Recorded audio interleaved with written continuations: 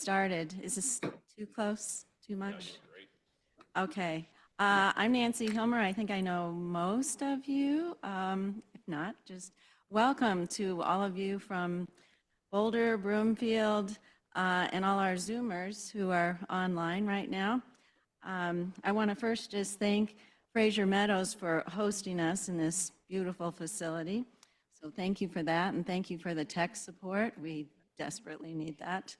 But I also want to thank Sally Hardy, who sets up our Zoom, and today Par has helped us out a little bit with that. This meeting will be recorded, so you don't have to feverishly take notes if there's something you think you might miss. It's going to be recorded, so that's great. I do want to take just one quick moment to ask the committee members for Boulder to just stand and raise their hands so that you know who they are, and yeah, and if you have any feedback or suggestions for any of us, we do programming in the meetings and, you know, the activities, and also we have, I don't see Rich Wolf here today. Oh, yeah, yeah. Which, we have two Rich W's. Rich Wolf does the Coffee and Conversation, so I just want to thank him, and Ilsa Black, who does the in-person one. And also just a big welcome to our Broomfield folks. Thank you for coming the distance. Although I told somebody else from Longmont, you did not get the prize. The prize goes to Portugal for longest distance. And then I wanted to, I don't think Kathy or Paula are here today, so they're probably online, but I wanted to thank them for getting the news out to all of you Broomfield folks. So it is my pleasure to introduce my friends of 15 years, I think, about Josefa Domingos and John Dean. We were lucky enough to meet about 15 years ago, I believe, at the Parkinson's Wellness Recovery retreats down in Arizona. We all three volunteered for that for 5 years in a row, and it was super fun. But I've kept this connection. It's just been one of the most important things in my career that's ever happened. John has this encyclopedic knowledge of Parkinson's and is always eager to share that with anyone. So I can call him anytime and find out what the latest research is on anything. But he's also a fabulous networker. He connects people working in the field with other people. So we've got this sharing going on all the time, and it's just been invaluable. And Josefa is physiotherapist and the most comprehensive and practical. You can cut those out. Person with knowledge and just a working knowledge and working experience with people with Parkinson's. She knows their everyday life situations, and she really just focuses right in on those needs and with her treatment. And I've got to say, the most creative and innovative therapist I have ever met. So fun and functional always go together. When they get started, what we're never gonna have. one or the other. It's always both. So anyway, with that, I'll let you introduce But these your other people bios, should. whatever else you want to say about each other. But please, I'm so happy to have these guys. Please welcome them.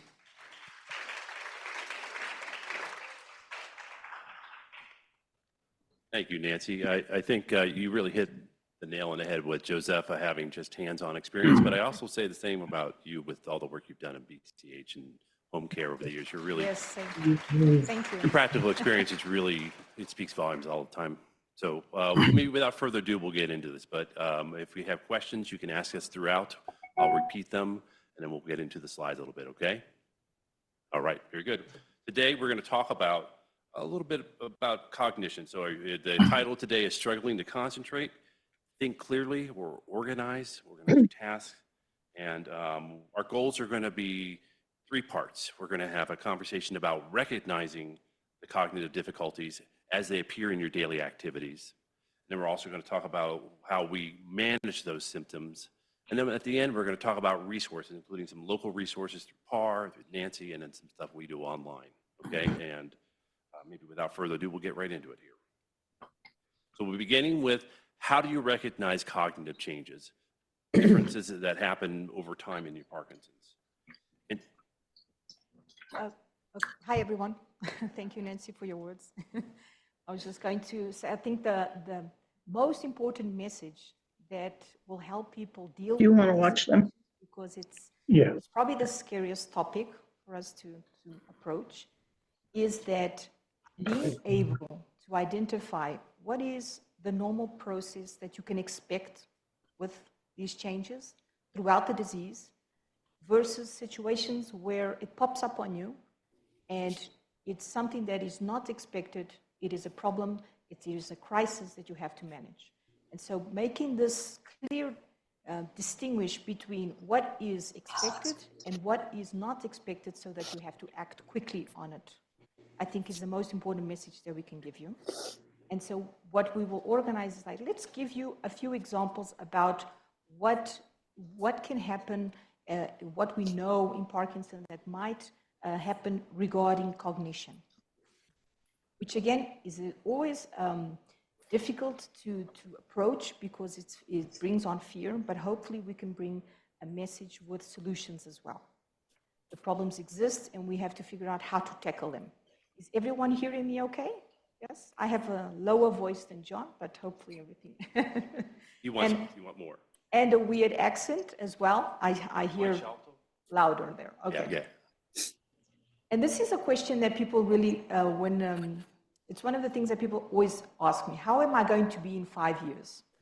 So it's, and for a health professional to answer this is always very, we know too much, or how we organize it so that we don't create more anxiety and more fear is very important. But I think running away from answering the question also is negative. So here is one version that I usually tell people is you can expect some forgetfulness with some inconsistency. Sometimes you'll forget things and I don't know where I put this. You're probably not so attentive of where you put it in the first place. Things you walk to the fridge and you don't remember what you were going to go get. Yeah. So situations like that are expected, but it doesn't really have an impact of what you do. So that means you carry on your daily activities, you just will take longer in doing things because you might go into the room and you forgot what you were going to go do, and then you see something else and you start doing that, and by the time you get back to what you were doing, you feel very frustrated because that just happened. Now, even if you don't have Parkinson, you will probably feel this because this happens as we age, right? Okay, good. It's just to say that in Parkinson, because we are dealing with the disease, that will make it more frequent, these things happening. But it is, we can age without Parkinson, that's true, but there are things that really cross over. What we can expect as, the years go by living with Parkinson is that specifically attention and concentration, you will see that it will be more challenging for you. Going on with these challenges make it really difficult for people to be able to maybe process more complex information. I like this example of when someone is talking really quickly and you're trying to understand.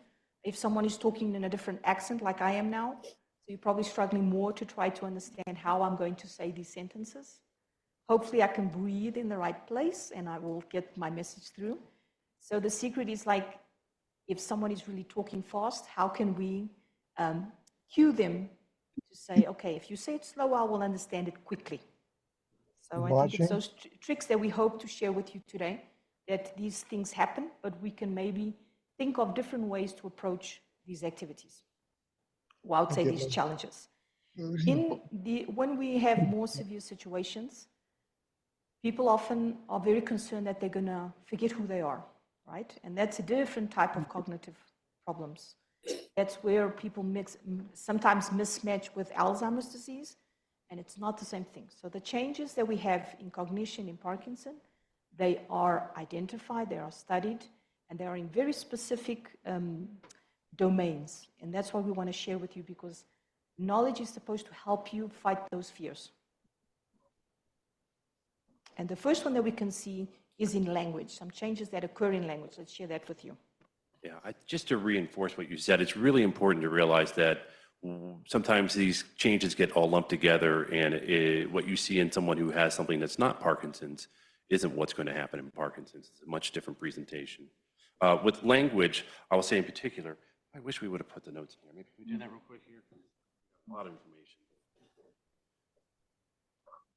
Let me see if that shows up differently on our background here. It does. Oh, darn it. Okay. What happened? You're just working. I need to figure out. So the first thing I want to talk about when I'm talking about language, oh, too much. Okay, so we have two problems here. I'm too much, she's too little. Is this better if I do it this way? Okay, very good. Language is not speech. We know that people with Parkinson's have quiet speech, right? It's not voice. We know the voicing is a key feature, I'd say. When I meet someone who doesn't have quiet voicing, language covers an awful lot of cognitive domains, and it has a lot, and language difficulties often present in Parkinson's in ways where you talk about like the word finding issues and the problems that you have when you're communicating with someone and there's something going on in the background and it's distracting you and it's making it hard to keep your focus. But they're actually quite common in Parkinson's, and it's something that's actually more early appearing, but you might not notice it because you don't have someone going, like, what was that? Or could you speak up? Or in my case, could you speak down? Okay, here. And it's one of these I want things you to where listen to this. you might not be as aware of it except Thank for you. minor manifestations like It's difficulties with language it's production. a meeting Check out at this chat. You got something in there? Brazier with I two want to Parkinson's ask a experts. question if we have it. Okay? If someone has a question, please don't stop us, or don't hesitate to stop us. So language production, when you talk about all the pieces of it, we have at the very top, you have memory, right?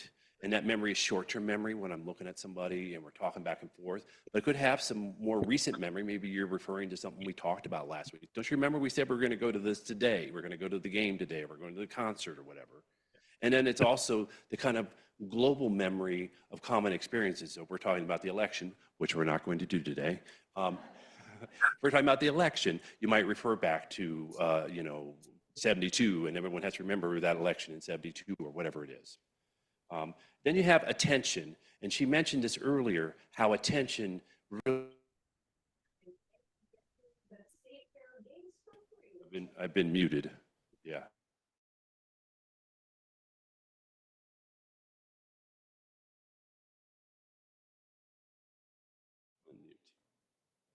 This is dividing attention, as you can see. Technology. And only him can do it. I'm like, Be okay. able to talk and to identify stimulus in the Yeah. background.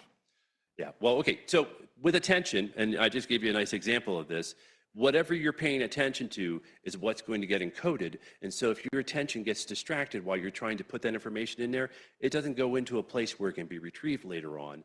And that comes into the forgetfulness that she was talking about before.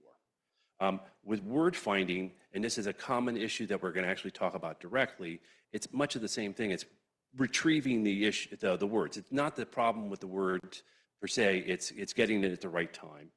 And then these bottom ones here are actually aspects of communication that we don't really think about in a very concrete way, but we all implement them. And you'll see the difference because she's from Portugal, although you can probably hear in her accent that she grew up in South Africa. So there's kind of a weird extra mix in there.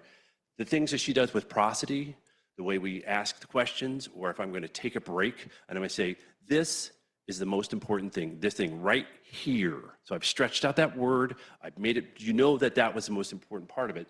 Those are the things we do without realizing it. And then we have all the nonverbal stuff, the eye contact that we're using when we're talking to people, nodding to say we agree, or maybe starting to say, I'm not sure I agree with you. And again, so we're not going to talk about politics today. So the implications for communication of all these issues is that if you're in a situation where you're talking and there's a lot of switching back and forth, particularly if you got more than one person in this conversation, it's not just a dyad, meaning two people, it's not back and forth, but maybe there's a third person and they're chiming in or they want to get in and you have to go back and forth. That has a big implications for everybody, but particularly so for Parkinson's. And then if you add in some background noise or maybe somebody walking behind, or you're in a restaurant, the server's coming behind you. That's a different kind of noise. It's a visual noise, and they all have implications for communication. There is an interesting body of research on what we call social cognition, and it seems to be somewhat impaired in Parkinson's, and that means reading the nonverbal cues and the facial expression. And of course, people with Parkinson's have a lower level of facial expression, so sending out those cues can be also diminished. You may be intending to send out a message non-verbally with your face, and it's not getting quite as much impact because of the Parkinson's. And then there's the consequences of a co-occurring depression or anxiety, or even the presence of pain when your medications are wearing off and you start getting that soreness, that stiffness in your muscles. And those things all reflect on your attention. So if you're depressed, you're not taking the information in as much as you could before. If you're anxious about something and someone's talking to you, but you're worried about what you're anxious about, that's going to influence whether you're going to encode that information.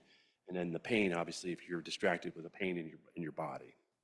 So there's a lot of pieces of this that have a lot of implications globally. It's not just communication, it's also gait, and it's all these other parts. But to talk about it within cognition, it leads to the real common issues. And one of them I think I hear most often from people is word finding, right? Okay, people with Parkinson's, does anybody here not have trouble finding the right word at the right time?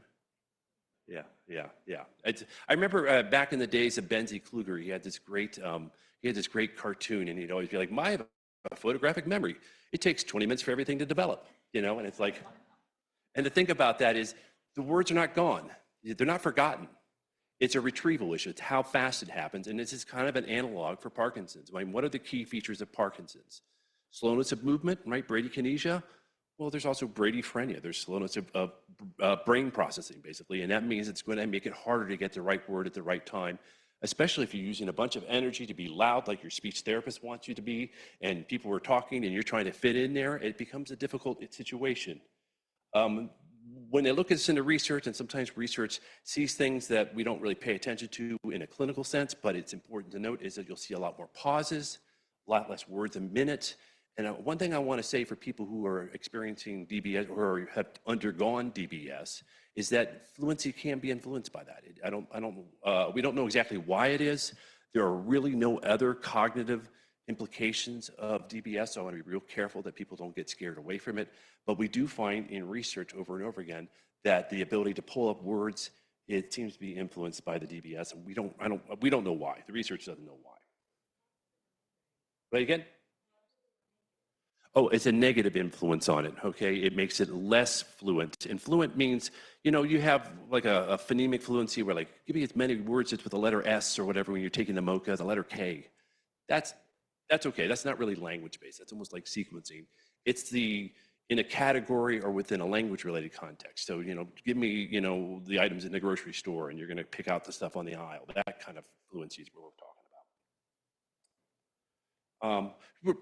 To get better at that, and actually to get better at communication in general, I think the first thing, it seems funny, but if you increase your volume, we all know that makes you more intelligible to other people, right? It certainly takes energy.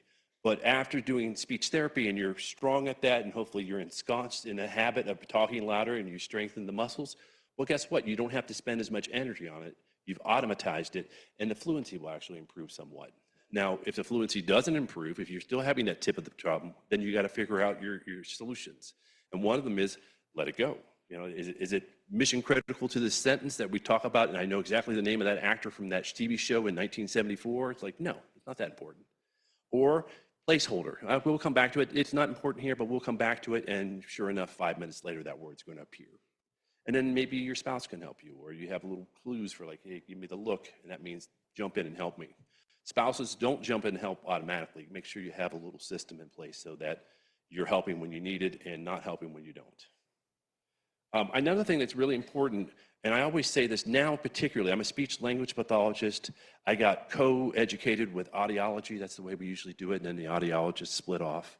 And so I feel like I'm betraying my audiologist brethren, but over-the-counter FDA hearing aids, FDA-approved hearing aids are really quite good. They're as good as many of the more expensive products. So if you haven't looked at addressing your hearing loss, I would go back and take a closer look at that, because Checking your hearing and your vision are probably the two simplest things you can do to improve your cognition.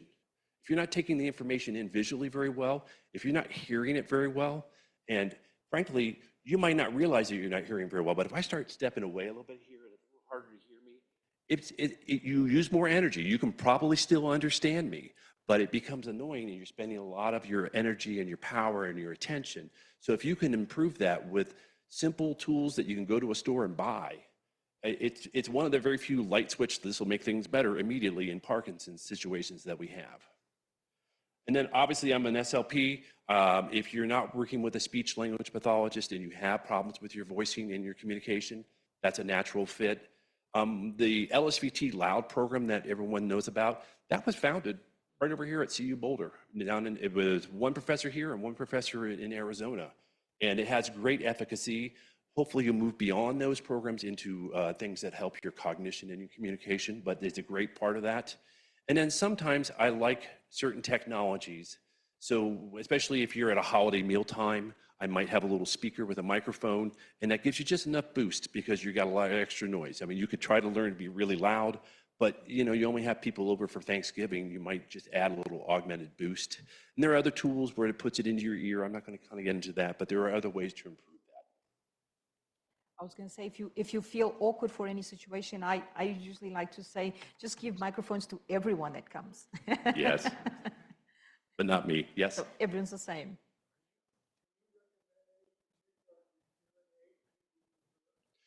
Okay, so the question was, can I recommend a particular hearing aid that I prefer? And again, I have to say that my graduate school training ended like 20 years ago, so it's probably changed. I actually took a signals and system class when I was here at CU with a guy that was a hearing aid designer. This was like 20 years ago, and I was amazed what's happening. So I would say this, go to an audiologist. Don't go to a hearing aid dispenser. That's a salesperson. Go to an audiologist that has the right training. There'll be an AUD. That means they have a doctorate in audiology. And they will tell you, hey, we can do this with a cheaper over-the-counter. My dad just did it. My dad's 83. He got a cheaper over-the-counter hearing aid for like $750, and it's doing magic. And if you need something more complicated, if you have a more neurogenic kind of hearing loss, they'll tell you that too. And now you'll still want the right solution, but feel bad for the audiologist because the FDA is like, hi, we're going to make all these really much cheaper competitors available to anyone who wants them. And it's like, oh, this is great. I still wouldn't skimp on the professional opinion of an audiologist, though. Is that fair? So I didn't give you the answer, which is I don't know yet because it's been too long. Okay? Okay, yes, sir.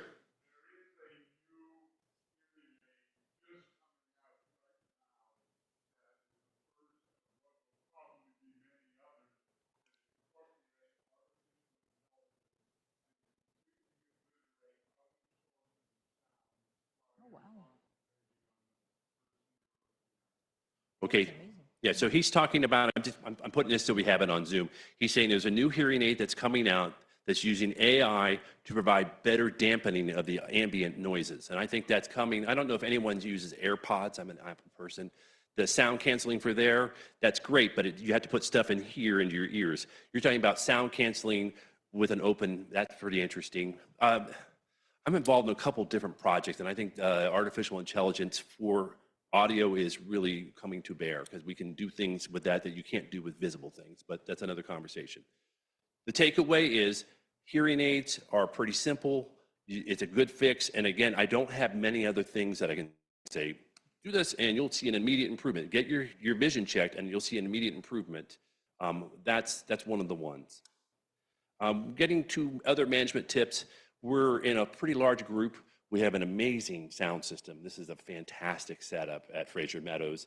But if we were in old school support group like I did in Longmont and we're all just making noise, you got to optimize those environments. You got to give people more space. You maybe put them in tables so they can communicate in smaller groups looking at each other. You want to try to find situations where there aren't a lot of noise and dual task interference. So people making noises around you, people walking around you, visual interference. And then if you're in a setting where you're among friends, as we are here, just people should be aware that sometimes stress and anxiety can influence that, and just make sure people are adding a little grace to the conversation and not worrying about it, just giving people the time they need. I think the worst thing I can do sometimes, and I'm a speech therapist, but I still do it, is trying to fill in the blanks for someone. They don't need that. They're talking. You can wait. And then this is something we said before. If you have a spouse, talk with your spouse. Say, you know, I want help here, or give me enough time I can try it, and I'll give you the little high sign, you know, like Carol Burnett or something like that, and you can help me, but I want to use my body and my brain as much as I can before I get the help. I don't want to be fixed. I would add in one more tip, which would be if you do have difficulty hearing and you go to a talk like this, please move forward and sit in the front row. It will help the speakers like me that talk softly. This may be autobiographical. We were teaching the other day, and someone came in he was sitting at the back, and then we took a little break, and I was like, oh, he's right here now. Yeah, that's good though. Yes, okay, so obviously I'm very jealous of John's voice and enthusiasm. I'll get my inner American for you. It's morning, so it's kind of, I'm more hard on morning. So we jump into a different domain, which is one that I would say is present in almost everything we do. So executive functioning is about us planning and organizing things. And it takes it to a different level in Parkinson. And let me give you some examples of how this can impact different areas of our life. So if you have like situations in daily activities, things that you do during the day, like struggling with grocery shopping, like you planning a meal and what exactly do I have to put it in what order? If I'm in the kitchen is a good example where people go back and forward and go to the fridge and get this, and then someone else is talking with them, and then you have to really be focused in the order to which we are doing the meal, right? Because you're not going to put like, I don't know, the salt and then put the peppers. I'm not a cook, so I can't give that example. But you see the point, which is really identifying what has to be done in what moment. That is what becomes more challenging. It takes you more time. And going back to communication, it's interesting because when we think about if we take longer to answer someone, that other person, especially if they're in a rush and the world is very rushy at this moment, they will automatically have this stigma like, did you hear me? I'm talking to you. They will classify like you are not listening or you are not cognitively well. I think that's the social stigma that we have when we take longer to do something. So socially, we can also have like different, examples that would like initiating conversations. If you're in a group and everyone else is talking faster than you, it's going to be very more challenging for you to know exactly when you can come in, where you can cut off. So I think those are good examples. And John talked a lot about it.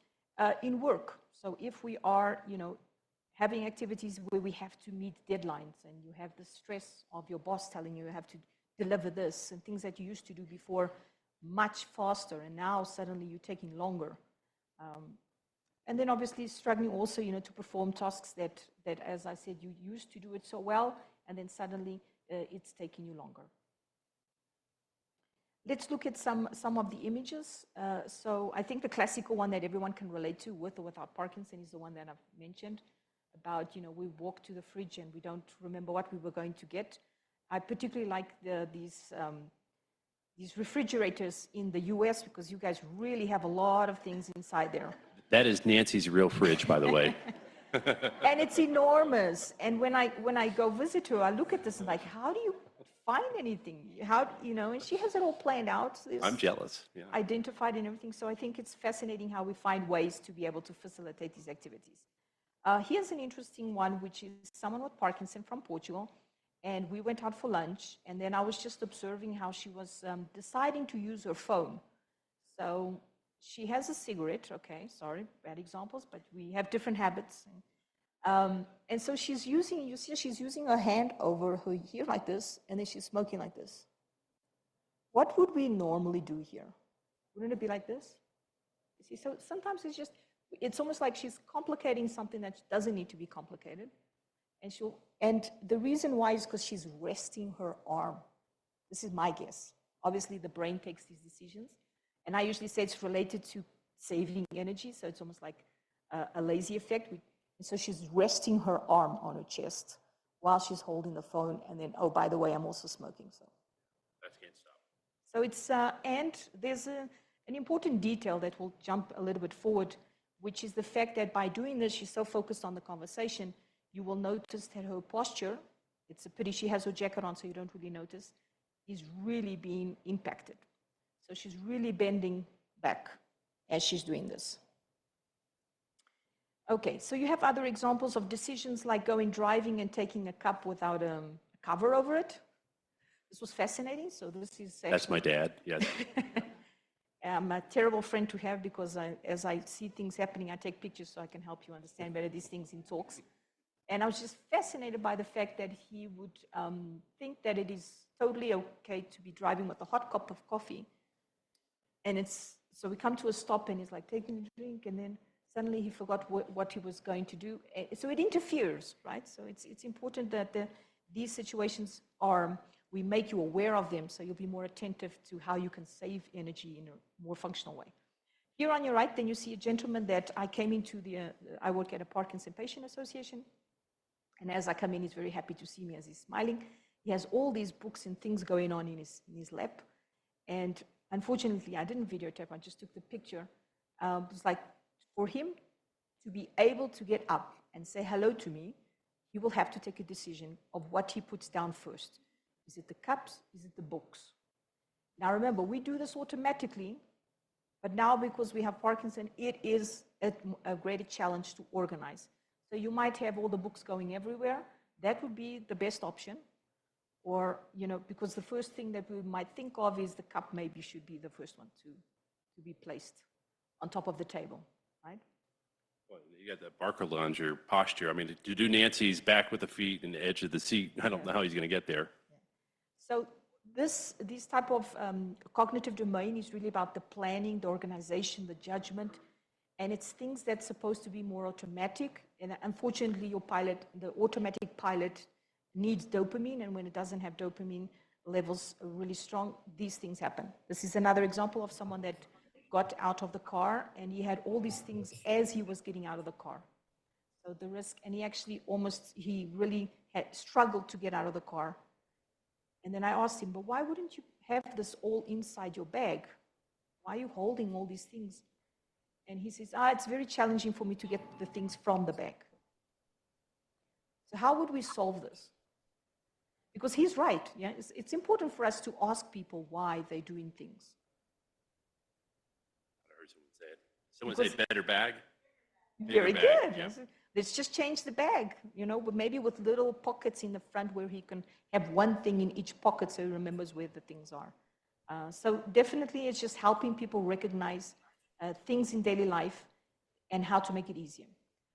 Not only activity, I would also take this to exercising as well. This is an example of someone that I work for many years. And so he's actually alone on the treadmill and I'm preparing something.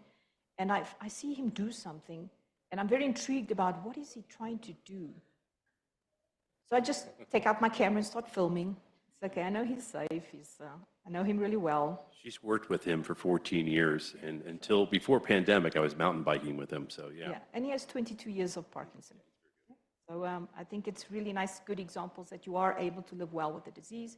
We have to just be able to figure out how to keep people well. And so then I asked him, what are you doing? He's trying to push his socks down. And I said, why wouldn't you stop the treadmill? You see, so it's, for who's looking outside, it's very obvious, but in the moment, he just wants to solve a problem. He wants the socks to go down.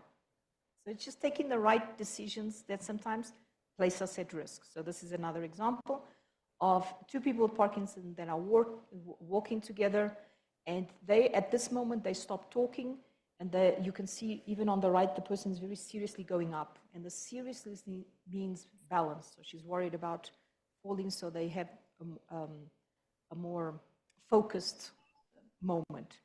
But you can also see a lot of things happening, which is you have someone that has severe balance issues and has several things on her hands, so she can't use the handrail. Right? Because I say, if we were smart humans, I would say this one for anyone, we would always use the rails. Because anything can happen. It's so unpredictable. Someone can shout, a dog can bark or whatever. So it always is a situation where it places us at risk. So the earlier we learn to use it, the better, the more automatic it is for us to use it. but it's very hard for me to convince someone to use it because they always think it's like it's related to impairment or to not being able, which is a pity. Okay, so this is a society problem. Another example of how these functions might impact daily life is having sudden urges to do something. And the one I see most frequently would be get into a chair and throwing yourself on a chair, right? So if you are very challenged with balance and having walking difficulties, you just want to get to the chair. So just being able to control the impulse of doing something. This is an example of someone that got to the gym. The gym is in that blue place inside the room, but he decided to just, I'm just going to drop my bag here. So this is not culture. It wouldn't be normal for people to just drop their bags anywhere before they go into the gym. As you can see, just the impulsivity of, I have to put this somewhere, and I'm not going to take the time to think where, right? So he's missing a step where can I put this? Europeans are unfailingly more elegant than us, so there's no way they'd be like, I'm just going to drop this right now. Yeah, so that's one example. And I think for another key area is attention. And I really think attention is really the key to the kingdom for a lot of cognitive changes in Parkinson's. And so we're going to talk about kind of three areas. You have the focused or selective attention. So if I'm talking with you and I'm talking only with you, then things that are happening around you shouldn't block me from that. And if they do, if you get distracted, then all of a sudden you've missed a key piece of the information. The sustained attention is another situation where it's not just that you're focusing on that one person, but can you keep it up for longer durations? And again, if your medications are wearing off, if you're getting fatigued, if you didn't sleep well, or if it's just a bad time of the day for you for whatever reason, keeping that sustained attention can be difficult. And then the divided or alternating attention, that's the tricky one, because I think everyone believes that they can dual task at some level, but you're not really dual tasking. You're really going from one thing and the other thing, and how well you go from one to the other and hold them both together is really how well you dual task. But it is something that we do every day. Life is a dual task activity, so you can't get rid of it. But you do have to realize that it comes with a cost, because every time you switch from one to the other, you're using a certain amount of fuel in your brain, you're taking a certain amount of the quotient of your attention, and it doesn't come back later on. It slowly depletes you. So here are some examples. There's talking about usually women are more associated to this capacity. Women are able to do several things at the once. Yes, over here too. I'm sorry. But no, everyone goes through this. This is a nice example where basically imagine the person struggles with putting on their shoes and they are really focused and probably getting irritated because you won't be able to do the knot or something.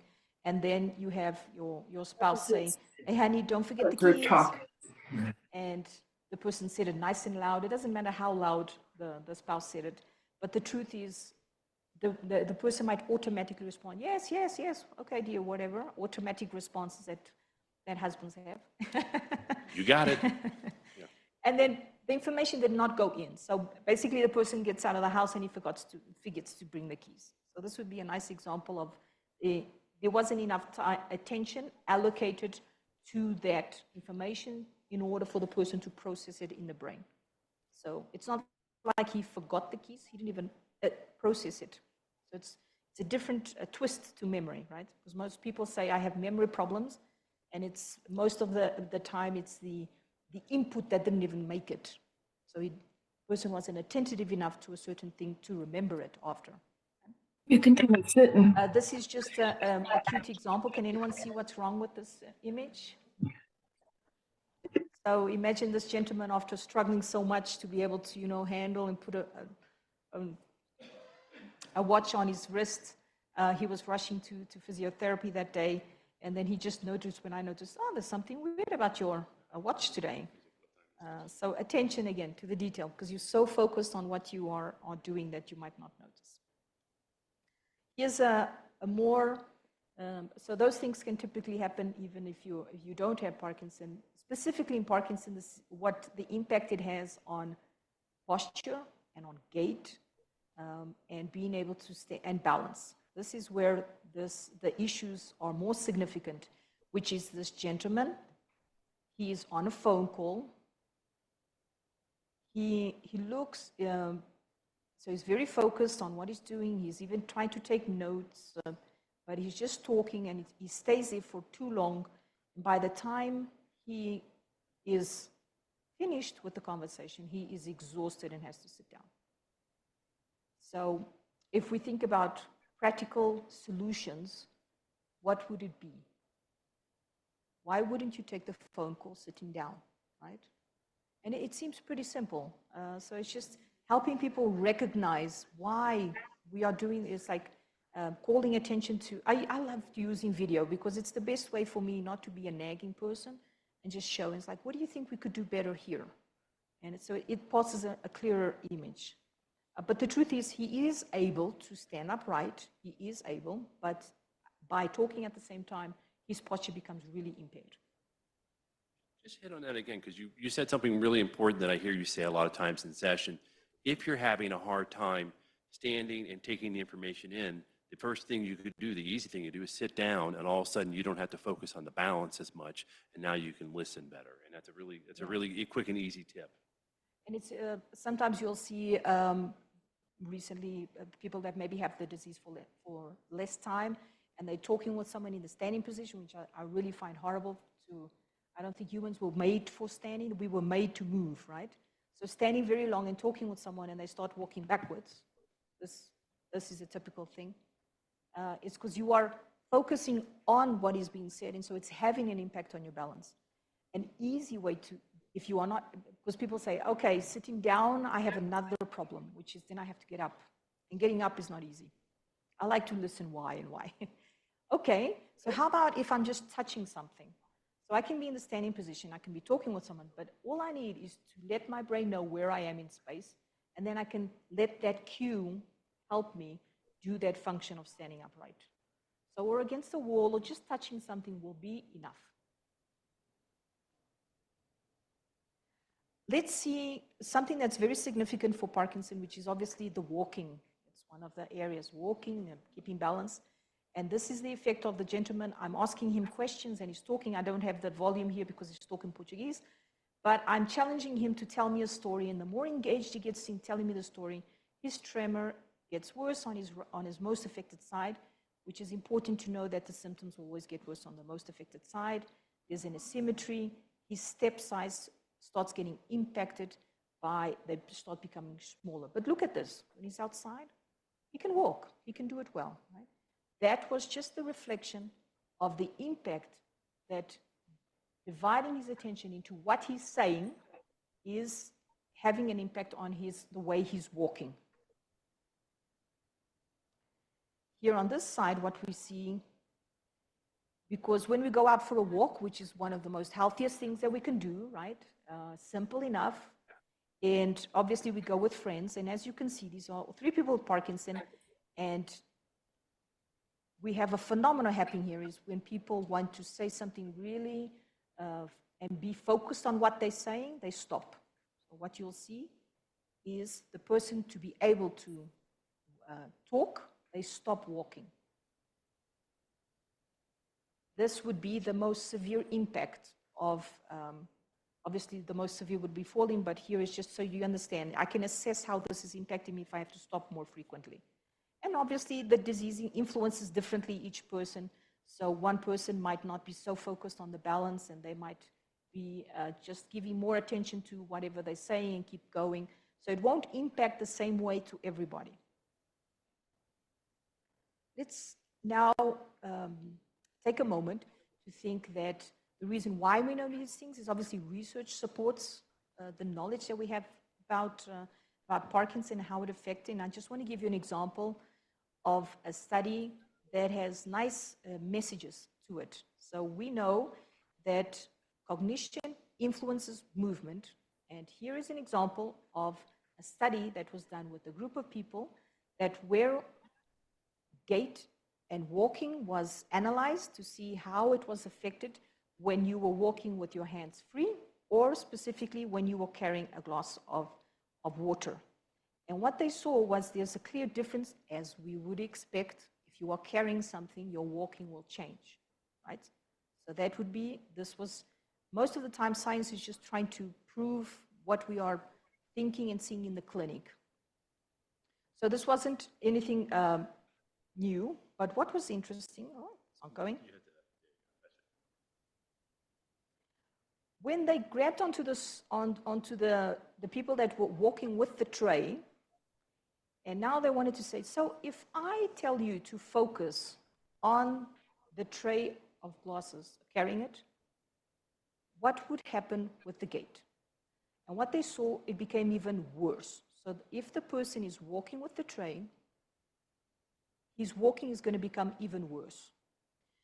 If we are thinking, okay, so what if I tell you to focus on your feet, but you are still carrying the tray? So remember, it's the same thing. You're carrying the tray, and you either shifting your attention to one thing or the other.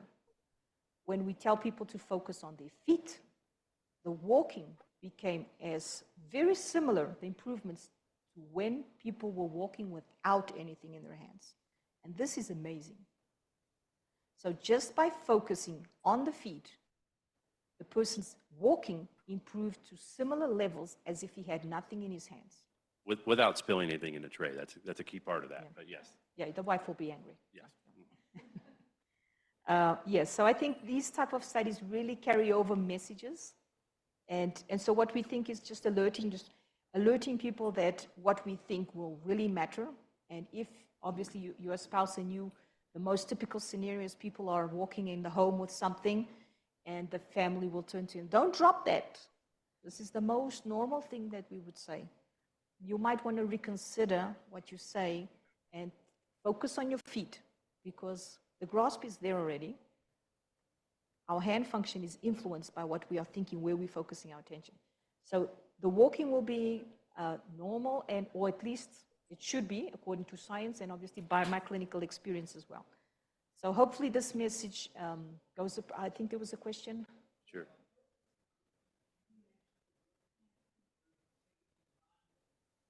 I would probably use mindful more, because by looking at them, you will influence your posture as well. And sometimes it's good and sometimes it's bad. So it really, it's specifically to the person. So it's just thinking about your feet. It's watch your step versus don't drop that, right? And yeah, keeping your head down, I think, is always going to be hard. And you might have therapists tell you different things, like count your steps, lift up your knees. So you might have different cueing methods for you to actually recognize or be more focused on the feet, which is particularly to you. Okay, so that was just a nice example how science tries to give us some help as well.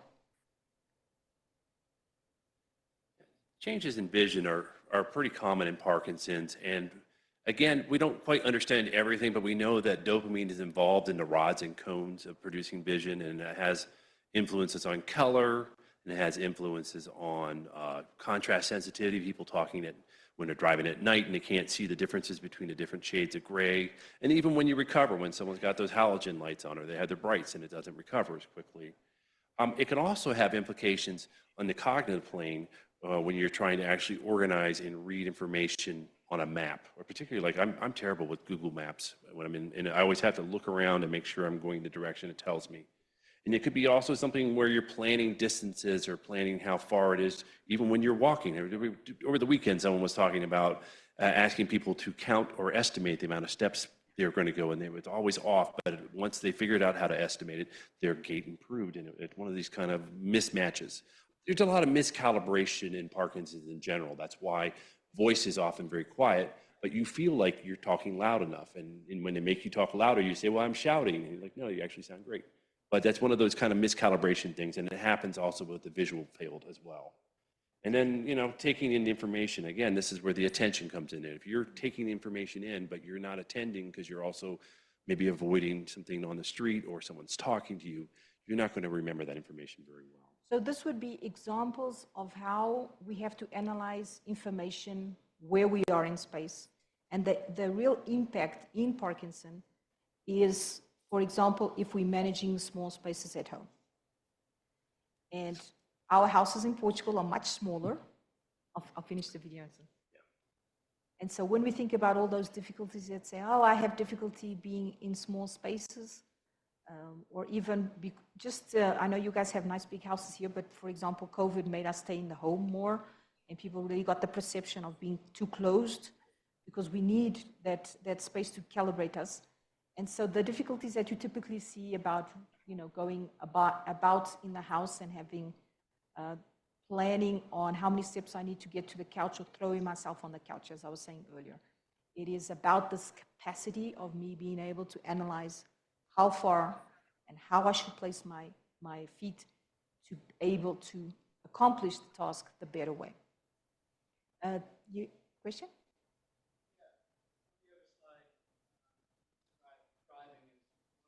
Mm-hmm. We'll come to it.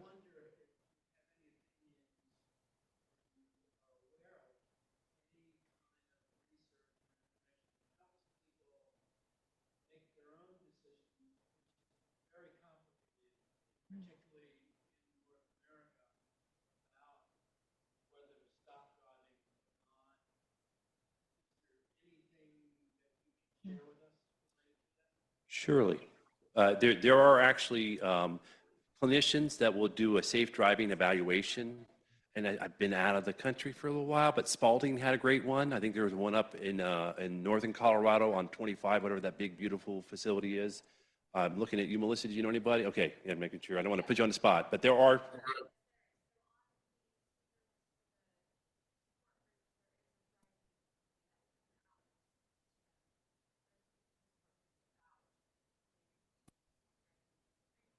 Yes, sure. I'm going to go back to, don't worry. I just have to hear it and then I can do it over the mic. Okay, he was saying, is there a way for us to have someone external evaluate your driving capacity and help you understand whether it's safe for you to drive? And I think that's a very difficult conversation. I remember, again, like 15 years ago, PAR was Johnny on the spot when the state legislature was going to change it. And so the doctor saw something they didn't like, they automatically had to pull your driver's license, and doctors are like, no, thank you. We will make our decisions on a case-by-case basis. And we activated on that immediately. And Hickenlooper at the time was at the head of the, and we got rid of that immediately. So I do think it's very good to get an evaluation from a driving safety instructor. What Melissa was saying is that on the Parkinson Association of the Rockies website, they have a speaker list, and there's actually a company that will do it in the home. Back in the day when I was living here, I would send people down to Spalding, and then near when I left, they also had one up in northern Colorado. It's a CU facility. They actually had a little driving simulator. It's kind of cool. But it is something to consider, and it is something that when you think there's a problem, it's time to get in and have that conversation. And if people are talking to you about it in your family, it's time to have that conversation and just get a professional to do it so that you don't have to be like, well, you're just trying to keep all the conversation to what the professionals have to say about it. Is that fair? And yeah.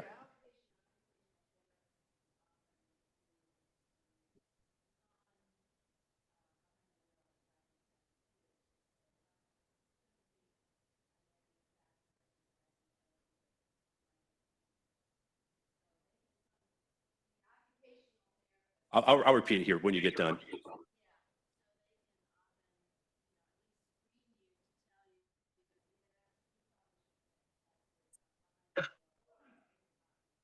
Yeah, so what Nancy was saying, that your occupational therapist, when they're working with you, has a really good skill set for assessing this. Probably not in a car unless you get one of those ones with the extra brakes when we did driving school back in the days. It's not really my world as a speech therapist unless you want to get better at saying stuff to people when they cut you off or something like that. But I'd say an OT is pretty good. PT will have some of that. But then after that, OT maybe says, maybe it's time for another evaluation. There are actual people who are certified, and it's almost always OTs. To keep on. Then you go to the driving assessment place. And besides assessment, I imagine there's also training. Yes, driving training. Yeah.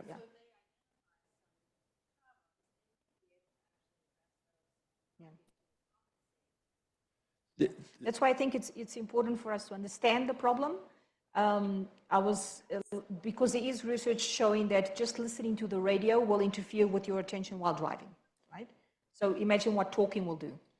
So situations like that, these tips and tricks that we teach you for other activities of daily life will also apply here in the situation of driving, obviously with the more serious impact that you have to maybe identify when you are driving, what exactly is contributing to the problem. Is it the time that you are driving in? Is your medication on? Is it after lunch when you have more sleep attacks, right? So stuff like that might also be useful. Uh-huh. Yeah, we say here. You got to get into the mic though, okay? A real good example would be like nighttime driving. At night, you have a shorter distance of seeing things. In the daytime, you can see things far off and you can predict and anticipate and react. But at nighttime, especially if you're in an unfamiliar place, you don't know what's going to be coming at you until they're there. And so you have to have quicker reactions. So it's things like Josefa is mentioning. You might be able to modify quite a few things to help you drive safely longer if you know what it is that's causing the problem. And picking the context, like you were saying. So maybe nighttime driving is not great, but driving around the neighborhood or driving in places that are familiar. The advent of these technologies in cars, it's freaky. I love it. I'm a tech nerd, but cars can do a lot more than it did before as long as you know how to make use of those tools as well. Yeah, and it doesn't become an interference, because if you can grab onto a call while you're driving, No good. you might want to reconsider that. You know, there was a study. Especially if it's someone that's coming in and making you annoyed with some problem, then you get really irritated and you're driving and your speed might even increase. Yeah, oh, that's funny. I was say, two stories are competing in my head right now, because one time we were driving to a presentation we were doing in Kansas. She's like, what do you think of this exercise? And I'm doing this exercise where I'm going from days to months or something, and all of a sudden I pass a policeman and I look down and I'm like, oh my God, I'm going 90 miles an hour. I'm gonna get a ticket. And it's just a dual task effect while you're driving. But specific to the phone calls, it's not for Parkinson, but there was research that shows when you're talking to someone in the car with you, they'll also stop when it looks complicated. But on the phone, no one could tell what's going on. So you could have someone doing something really dangerous, and this person's like, did you hear what I said? Did you hear what I said? And that's why you want to be really particularly careful about not using the phone. I just put my phone in do not disturb mode before we started the presentation so I didn't get any calls. I think it's good to do that when you're driving in a car too. Okay. So maybe identifying situations that might happen when we have Parkinson. This woman was looking for something in a person, so she decided to take everything out, and she just keeps putting it on the chair, putting it in. Here's our speech therapist. He's trying to control the situation. And if you notice, they actually have a chair next to them, so it's like, I'd say both of them are not really planning this. But again, there's the man thing there. I'm just kidding. God bless this speech therapist, but he tried to do something on a treadmill with Cognition, and I was like, whoa, dude, that's not your world. It's fascinating to see, right? How we take normal decisions. Sometimes people will tell me, but I've always done it this way, like going up the stairs. And how can you argue with that? It's just, I understand you've always done this, but your life will be much easier if you don't fail that often. So if we can make it easier by reducing the impact it has, you'll get less frustrated, you'll get less depressed, it will have an impact even on your motor skills. So yeah, it's just in a friendly way, being able to help people recognize these situations on a daily basis. This one has showed up, but it's just for you to see that I came into this is a home call, that I go and treat this gentleman. And basically, as I come in, I see he's sitting in between two chairs, right? So having notion of risks, this is another example. Nothing can go wrong with that sitting, as you can imagine. Another example is sometimes we are doing activities and the impact it has again on balance and posture. This is another example. As he's drinking, his posture just is changing. And you might say, oh, maybe it's the hand that doesn't go up enough. It's the comfort of doing this with the chin. There's a lot of things that we can analyze in this, but the truth is, how can we solve this? So we identify it exists. And then I was filming him on purpose. I could say, how about next time you're drinking, you just turn around? Right? So again, just touching something, maybe for someone else, the body will go forward. So it's very specific how your body will compensate for situations where the brain feels unbalanced, right? Just recognize those specific to you, and then I'm going to take your blood pressure. Brainstorm about how you could maybe change the situations to place you at less risk. What do you think happened? Did you fall asleep? It was about driving and complementing what just really freaked out. Signs like this. This is someone that came into the clinic. What they're doing is they're showing examples, people walking with and I think things. he hadn't noticed And as well.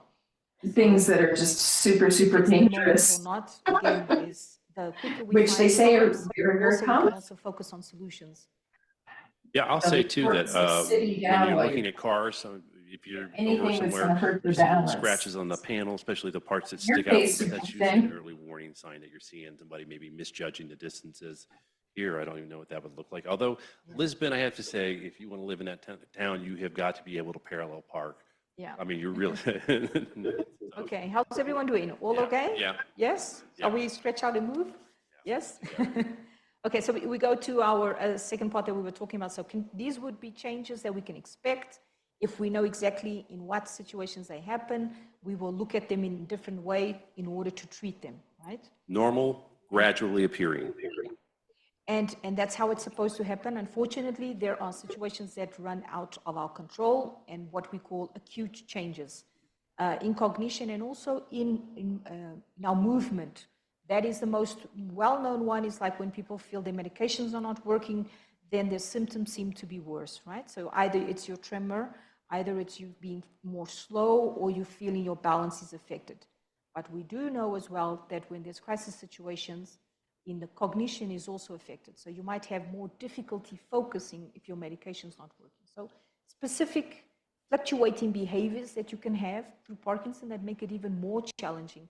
Because the person is just so good, and no, it's not good. No, It's pretty low. I feel that is probably the most If difficult. you want to lie down and get, living with Parkinson. or you lie But these down, acute changes are more than that. These are problems that show up and that people should know about them so they can act quickly. We're talking about, imagine the person suddenly is in the afternoon and then he falls asleep on the chair, and the wife comes in and asks him something. He wakes up and he's talking, and then suddenly he's saying something that really makes no sense, right? That is a particular situation. Then I'm not going to say, oh, the person is starting to have cognitive issues. You have your state of alert will influence how you are responding cognitively, right? So that is a nice, simple example that you see. You might have moments where the person might see, I see things that are not really there, right? So I look like that curtain over there looks like there was a shadow or someone there, right? So moments where our brain is playing tricks on us, and that should be identified so that we can understand if there's something that's causing it, right? Why would we start seeing things that we're not, or having, or imagining things like, I think someone is after me, right? So having thoughts that are more negative than usual. And the most important thing to know is, like, we can have different phenomena or things happening that might bring this on.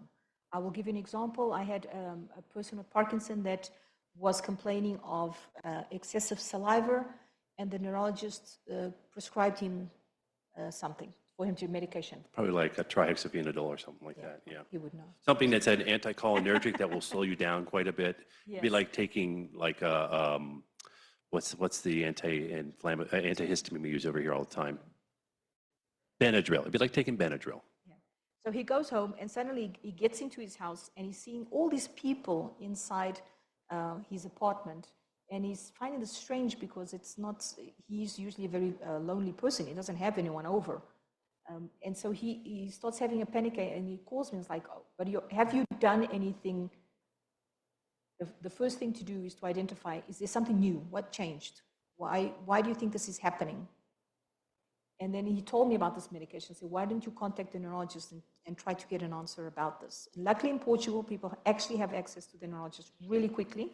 And the doctor did come back to him as soon as he reported it at night, stopped the medication immediately. And he recognized the error, which is really lovely of a neurologist to do, right? And so there you go. We acted quickly.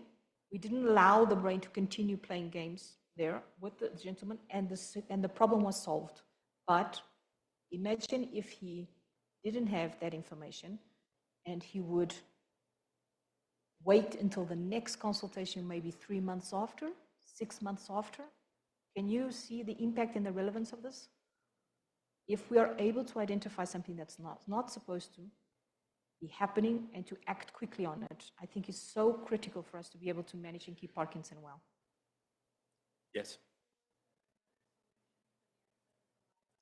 So she asked if there was another solution for the excess saliva. I'm sorry, I'll stop getting to the mic.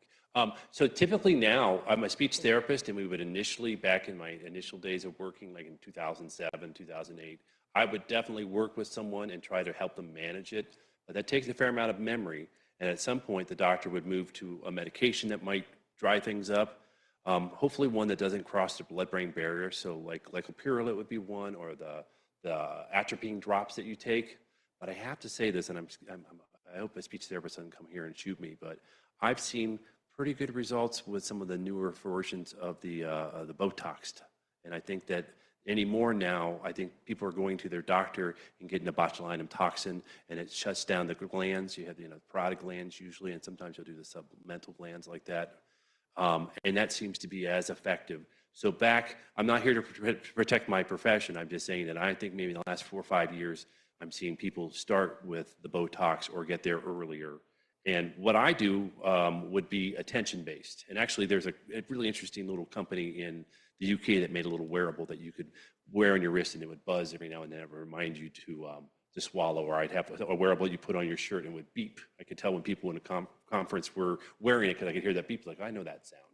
But I have to say, anymore these days, I'm seeing things move a lot more towards either botulinum toxin, and if not, then a medication that also is anticholinergic but doesn't get into the brain and cause the cognitive effects, like Artane, trihexyphenidyl, kind of a heavy drug usually for younger folks, but a glycopyrrolate, also an anticholinergic, but doesn't seem to get into the part of the brain where it's causing the slowing down. So there's 2 options I would start with there. And you could start by talking to your speech therapist, but again, I have a feeling that that's going to be out of my profession before too long. A very practical observation that I make, when people are trying to really think a lot or understand something, there's a tendency for us to open our mouths. So I think one of the things of excessive saliva is people are maintaining too much their mouths open. So there's no science to this. This is me observing on a daily basis. There is. In terms of cognition, people are struggling to understand something, so they have their mouths slightly open. In that open mouth position is part of Hanneke Kalf's PhD. Josefa did her PhD in the Netherlands at Radboud, and the speech therapist there in 2011 published her work. And exactly that open mouth position makes you more at risk, and it also puts you at risk for other factors, other action factors. But to that story, basically, ironically, the gentleman said, okay, you know what? It's not such a big problem, so they didn't actually introduce anything else. Yes. And we laughed about it because be careful what you tell your neurologist. He will try to solve it. Yeah. And I would play with him. It's like, okay, he made something really worse, and then he realized that he could really live well with that excessive dermosemic. Yeah. Not the way to approach problems, but you gotta laugh sometime. So here's situations that are very easy to identify, like changing environments, and then it becomes more cognitively challenging. Stressful situations, very easy to understand that when you're under stress, it blocks you in trying to think. But then I'm going to come into underlining things that might be happening and that you might not realize. But the gentleman has a question, so we might go there first. A couple comments on saliva. What do you have? You want to give the microphone to the gentleman? So he started with the atropine, which are drops that you put under your tongue, and you started having the same kind of hallucinating side effects.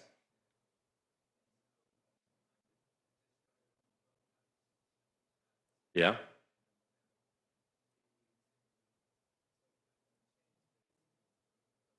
Okay, so he started the botulinum toxin. You said 3 weeks, and you're not seeing much change. About a week. Okay, that's a difference, because about a week is what I would expect. It's not instant, it's not a light switch, and you Botox it, and all of a sudden you're ready to go on stage, right, or whatever. It takes about a week for it to settle in there, so give it a little more time. But there are, in Europe, they do a lot more with bigger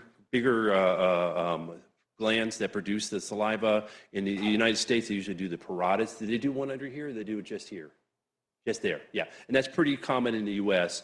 And so if you're not getting enough relief, Olga Klesovskaya did this study, actually. She's not at CU anymore, but there is a body of research that said you could go to the submental or even the sublingual, but probably the submental glands.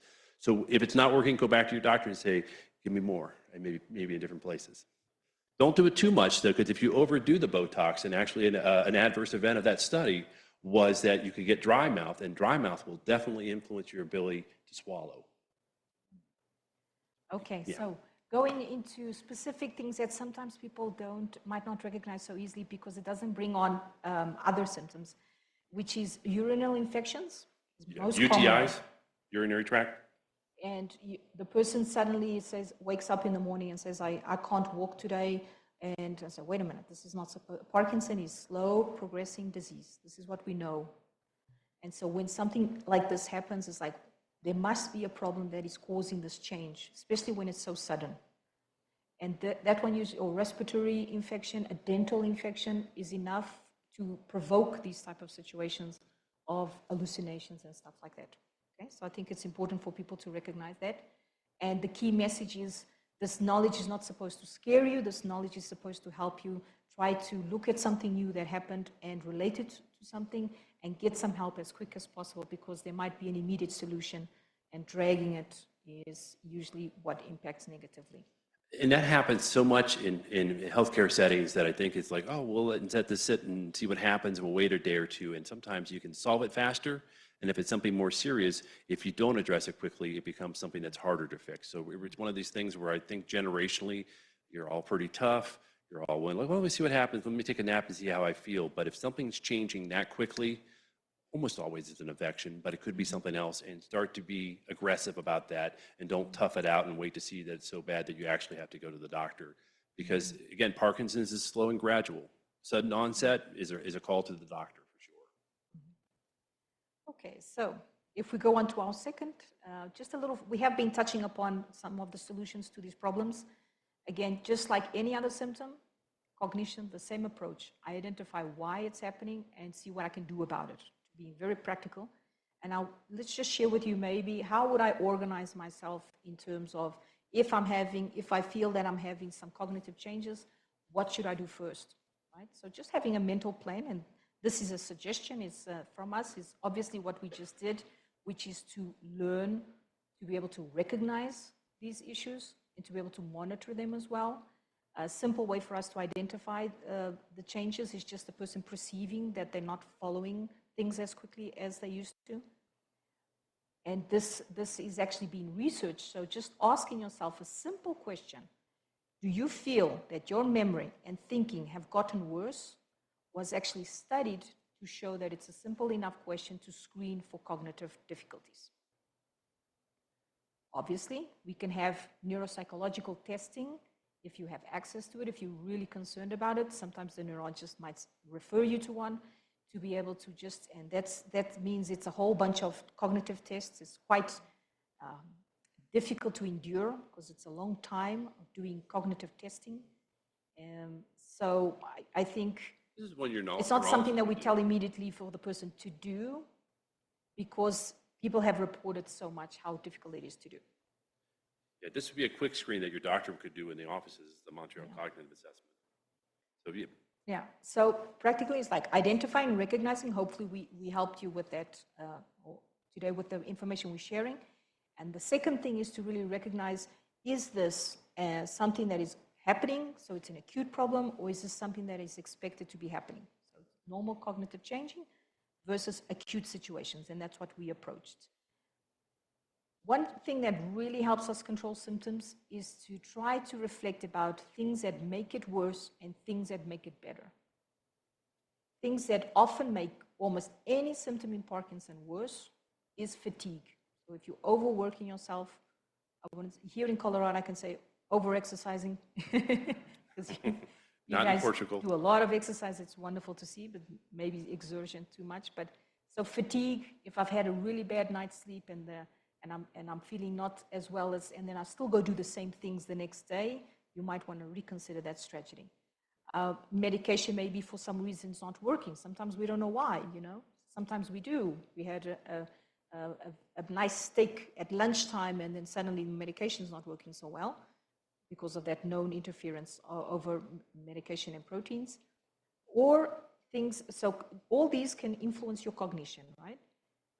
The depression, the anxiety that John has mentioned often, And me just sitting on the couch maybe more than usual, maybe 1 hour or two, my alert system has gone down, and so I'll be more challenged to activate it again. Part of this is an extreme example in terms of sleepiness. People might have extreme sleepiness throughout the day. I used to have a gentleman that would say, I think it's time for me to change my medication because I know, because the cars keep honking behind me when the sign is turning green. So that means he was a driver profession, and he was having sleep attacks in the moments that he would stop.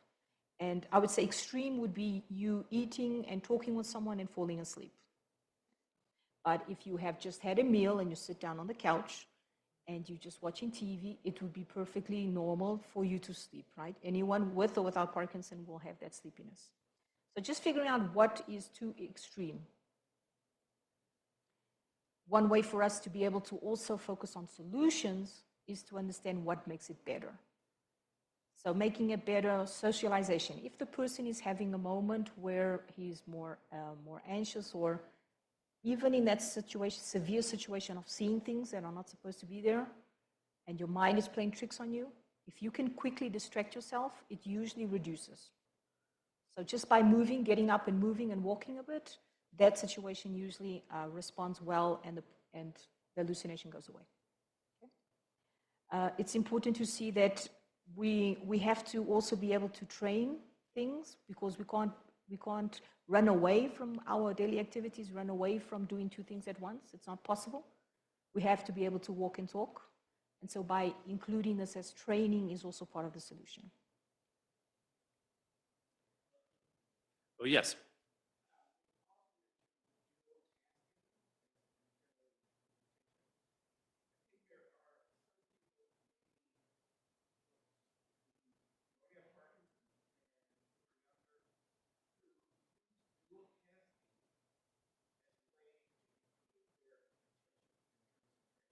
Mm-hmm.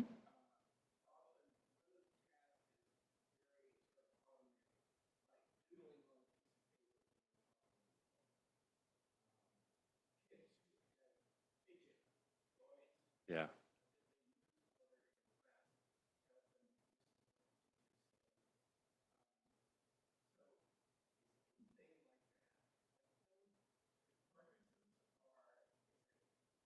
Mm-hmm. You want us to say what you said? Let me just restate your question, because we want people on Zoom to hear it.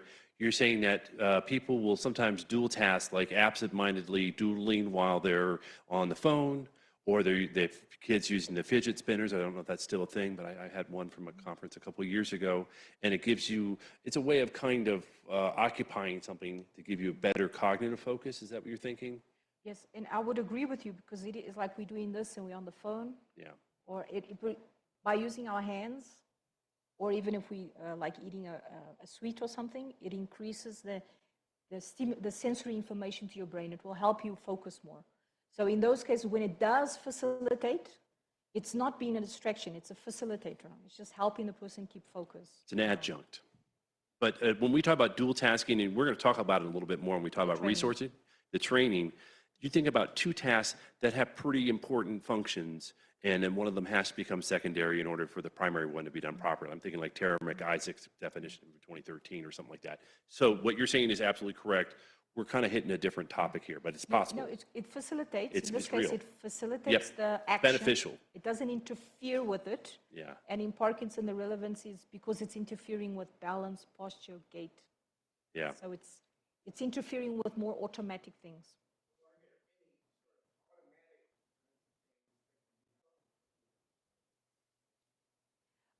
So in terms of strategies that I will give you an example of fear of falling. Someone that has severe freezing, which is the feet being stuck to the floor, and it's related to fear of falling. So in those situations, imagine the therapist will teach people tricks about count your steps, heel first, whatever, a whole bunch of treatments.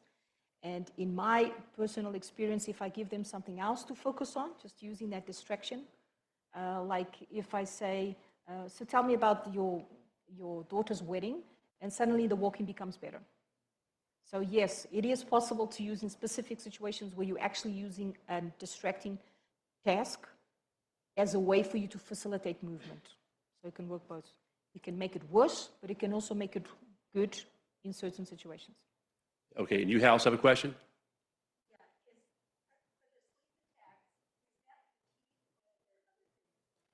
So she said, for the sleep attacks, is that the fatigue or are there other things going on? Do you want to start it? So that is a symptom that's recognized. So fatigue is a symptom on its own, and sleep attacks can be also a phenomenon that happens. So we often think, okay, the person didn't sleep well, and that's why he's sleepy. Which Not could be a thing. necessarily. Not It could be a thing, necessarily. though, yes. Yeah. But no, it's different symptoms that occur. Fatigue is usually the person will perceive it throughout the whole day, and sleep attack, it's that moment that happens. And then, after a meal, you get this postprandial, what we call that, hypotension, where you slow down a little bit.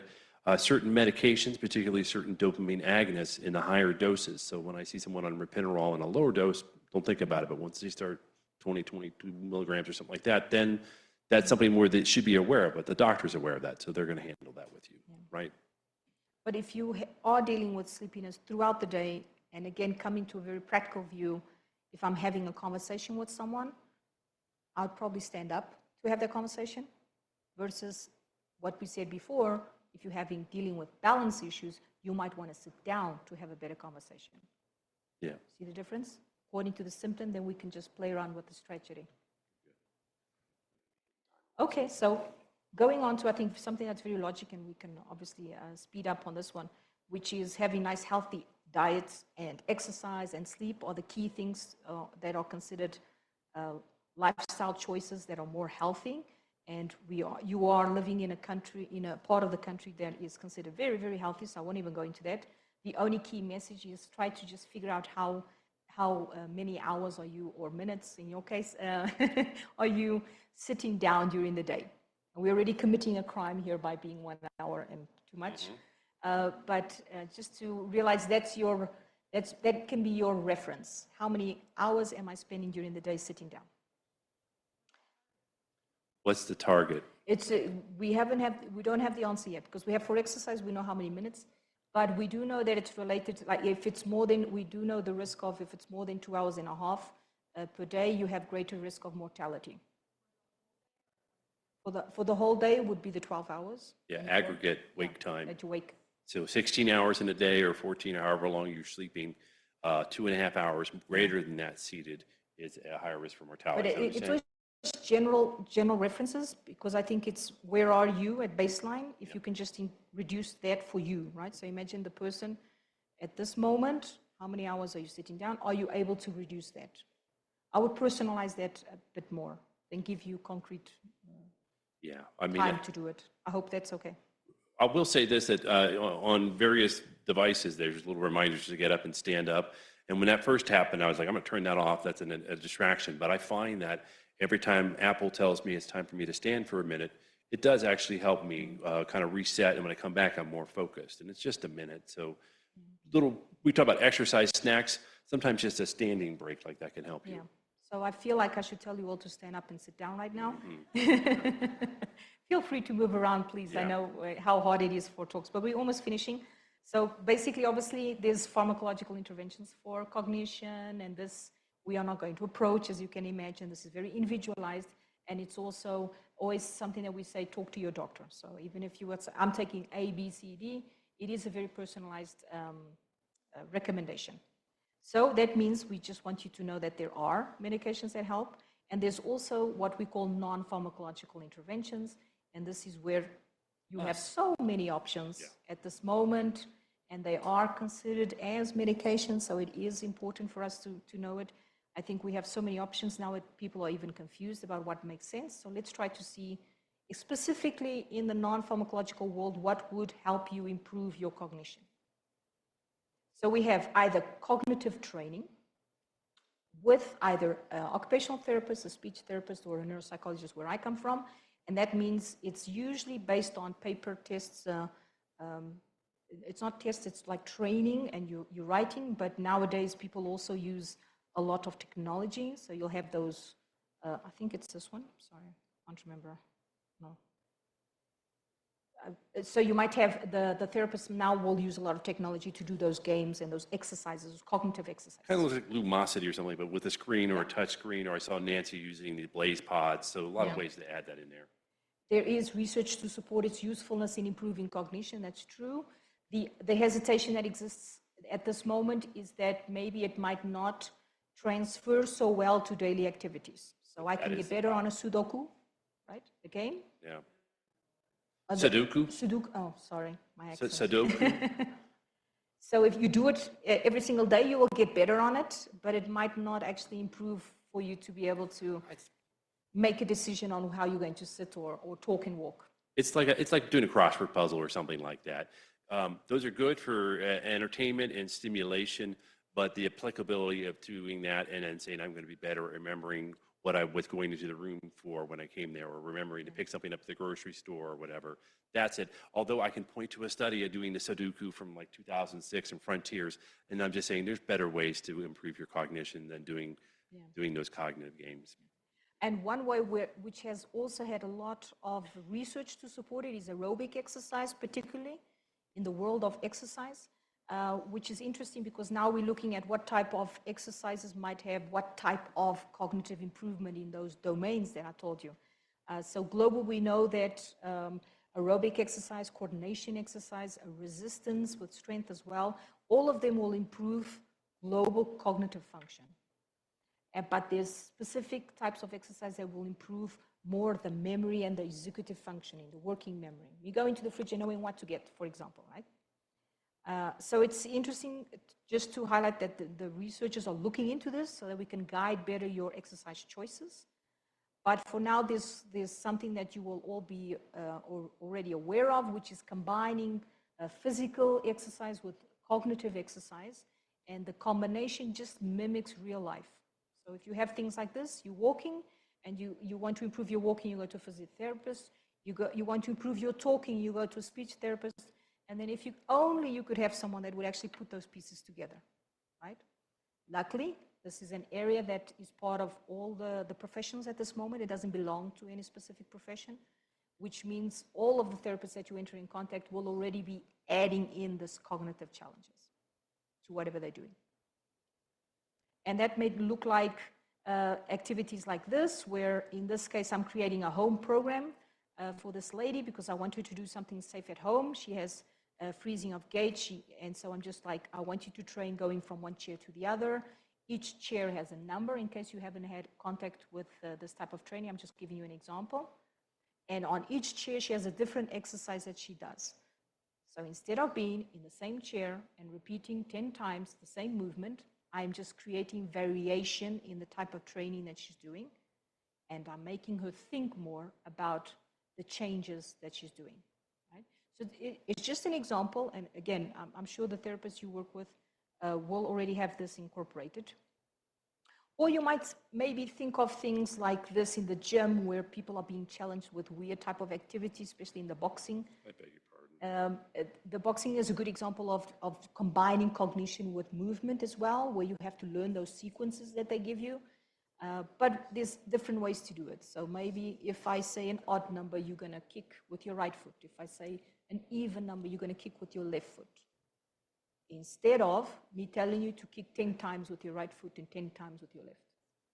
You can see the impact on the brain is going to be completely different the way we give our instructions and do our exercises. Yeah, so these were just examples. There's a tendency for technology, as you all know. Be mindful Yeah? of the time. Okay. So this is just an example of maybe more younger people that would like to try these things. We have activities that we do in the gym, this home setting, because you might, oh, those people are really good. Not necessarily. You can apply these principles in any situation. It's how we apply it that is really important.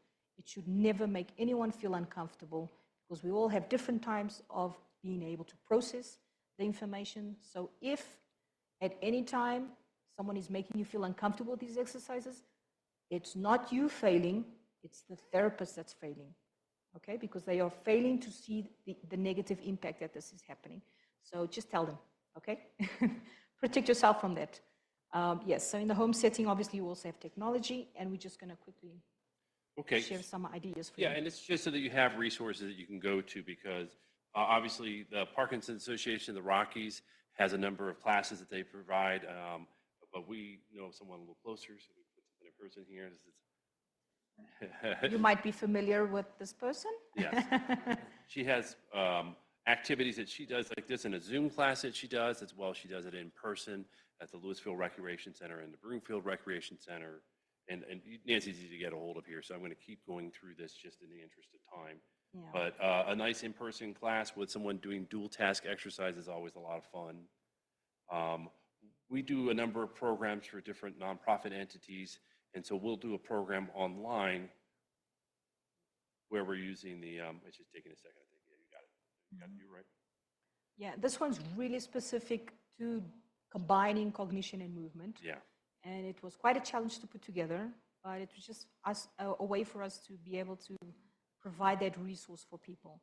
It And started during pandemic, but we still have them, and our model is always that the classes are free and the nonprofits cover the cost. And so this is one program that we do that's available on Mondays and Wednesdays. I think here it would be 11.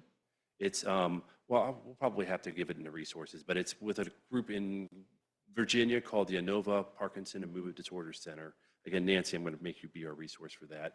And it's available only on Zoom, right? You won't be able to do it in person.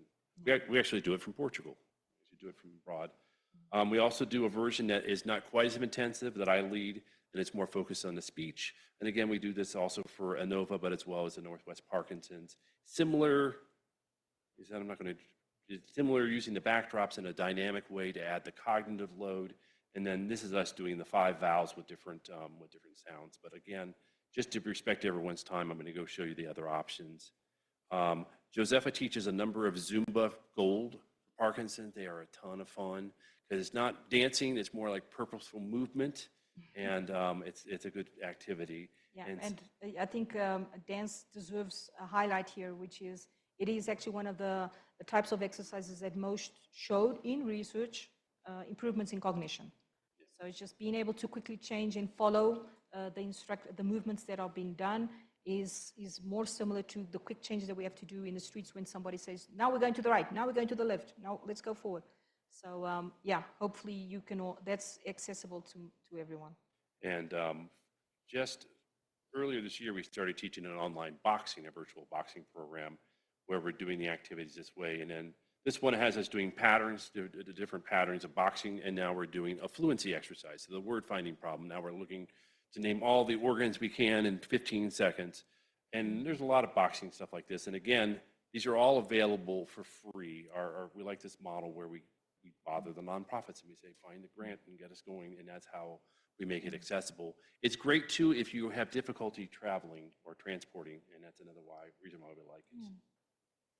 Oh, that's it, I think, right there. Yeah, okay, great. My apologies if we took longer than expected and if you're feeling really tired right now.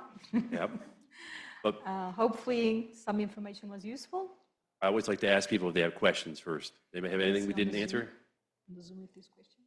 Okay, maybe I'll step. There are 2 in the chat. Okay, yes, I think we got those taken care of early on. So Oh, I'm sorry. You're right. Next to John, I will always be impossible to hear. unfortunately, but she's a much better dancer than I am. So, okay. You have a question?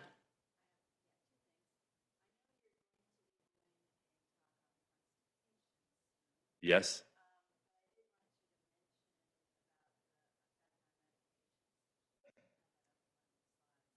So you want to mention that we're going to do a program for, No, the key message of constipation is something as a topic that we might not be so attentive to, but the truth is it does interfere with how medication is effective.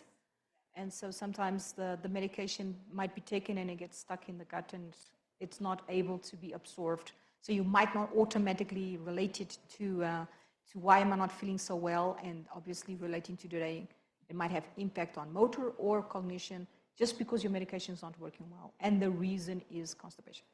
Is that it? Yes. that's it? Yeah. Yeah.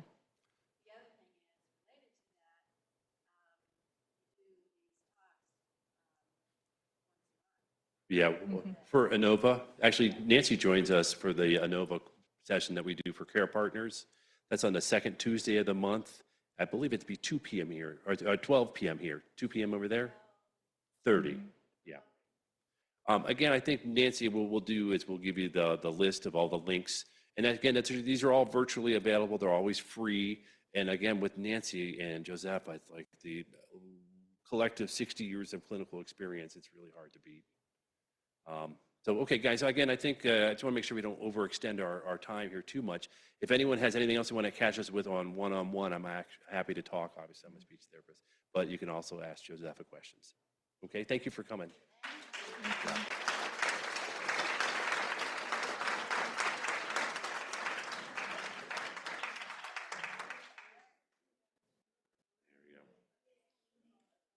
Oh, the camera's right there. Hello.